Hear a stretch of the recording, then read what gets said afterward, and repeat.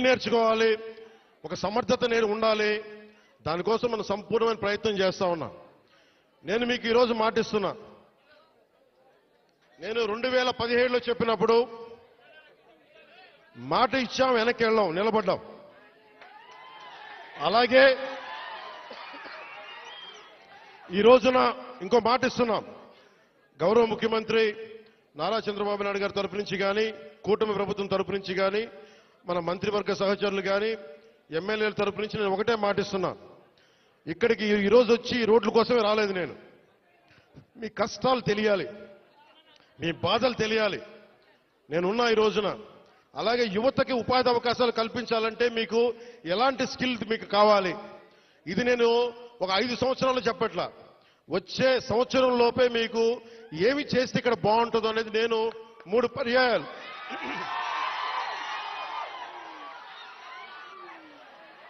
నేను 6 నెలలు అయింది ప్రభుత్వం వచ్చి. ప్రతి 2 నెలలకి నేను మన విజయనగరం జిల్లాలో కానీ, మన పార్వతీపురంలో కానీ, అరకు ప్రాంతాల్లో కానీ, గిరిజన జిల్లాలో కానీ అన్నింట్లో కూడా నేను కనీసం ప్రతి 2 నెలలకి 10 నుంచి 15 రోజులు గిరిజనులతోనే గడపాలి, మన ప్రాంతంలోనే గడపాలని కోరుకున్నాను. ఎందుకంటే మీ అభివృద్ధి నాకు చాలా అవసరం.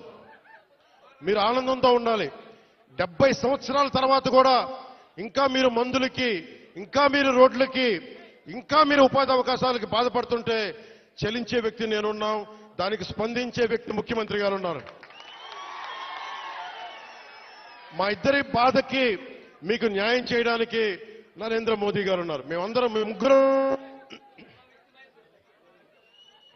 ముగ్గురం మీ బాధలను అర్థం చేసుకొని, నేను వాళ్ళందరి తరపున క్షేత్రస్థాయిలో మన మంత్రివర్గ సహచరులతోటి, ఎమ్మెల్యేల తరపున అందరితోటి కలిసి నేను ప్రతి గ్రామం పర్యటించి కష్టాలు తెలుసుకొని, కొంతమంది పెద్దల్ని పిలిచి అవసరమైతే ఎలాంటి అభివృద్ధి ఇక్కడ అద్భుతంగా ఉంది, చూస్తూ ఉంటే చాలా అద్భుతంగా ఉంది. ఉదాహరణకి ఇలాంటి ఇల్లున్న చోట మంచి ఇల్లు చేసి,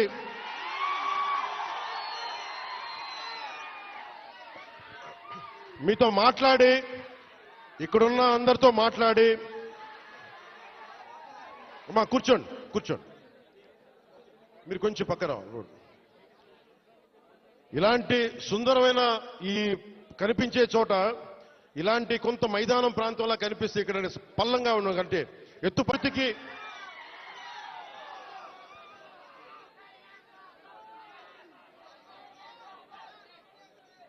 5 సంవత్సరాల్లో ఒక 5 సంవత్సరాల్లో గత ప్రభుత్వం చేసిన తప్పుల్ని ఎండగట్టి గొంతు పోయింది.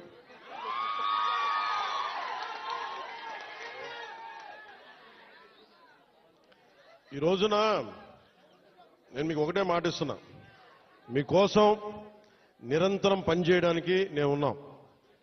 ఈ రోజున మన బడ్జెట్ 19 పంచాయతీలకు సంబంధించి ఇలాంటి రోడ్లే దాదాపు 40 కోట్ల రూపాయలతోటి మనం శాంక్షన్ చేశాం.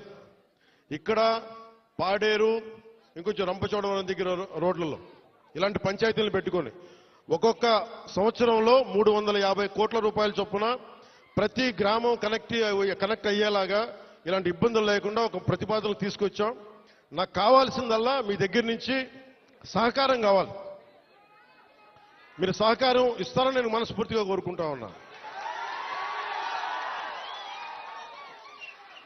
ఎందుకంటే మనం విజయనగరం జిల్లా చూస్తూ ఉంటే, ఉమ్మడి విజయనగరం జిల్లా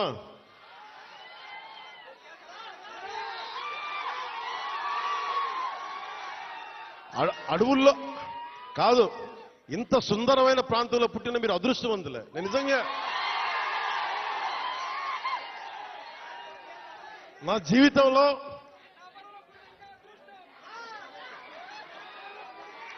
జీవితంలో నేను ఎప్పుడు అసూయపడలా, నాకు ఈర్ష్య ఉండదు.